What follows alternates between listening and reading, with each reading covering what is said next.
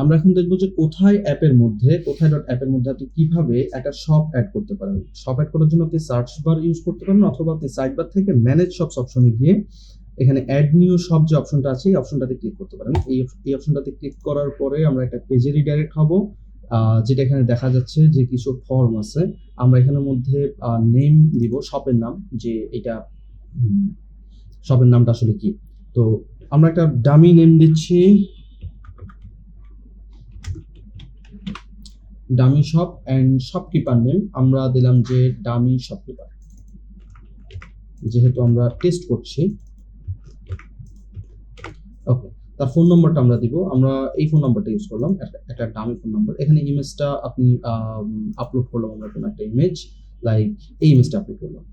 যদিও এখানে আপনি শপের লোগো ইউজ করবেন আপনার বোঝার সুবিধার্থে, বাট আমরা একটা ডামি ইমেজ এখানে অ্যাড করলাম। এখানের মধ্যে আপনি দেন এই শপটার লোকেশন কোথায় আছে, শপটার কোন জোনের আন্ডারে সেটা আপনি সিলেক্ট করবেন। লাইক আমাদের শপটা হলো উত্তরা জোনে, যেহেতু আমাদের জোন একটাই, আপনার শপটা যে জোনে আছে সেই জোনটা সিলেক্ট করবেন।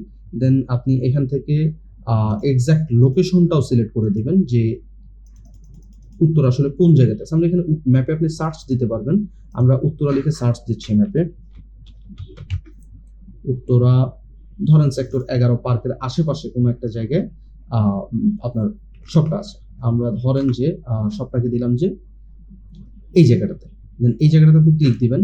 ক্লিক দেওয়ার পর আপনি দেখেন যে আপনার মাউস পয়েন্ট ম্যাপ যে পয়েন্টার, এই পয়েন্টারটা এখানে চলে এসেছে, এবং এখানে অ্যাড্রেসটাও চলে এসেছে, এবং ল্যাটিটিউড এবং লংজিটিউডটাও অ্যাড হয়ে গেছে। আপনি কি করবেন, সাবমিট বাটনটাতে প্রেস করবেন, অ্যান্ড দেন সাকসেসফুলি আপনার একটা শপ অ্যাড হয়ে গিয়েছে।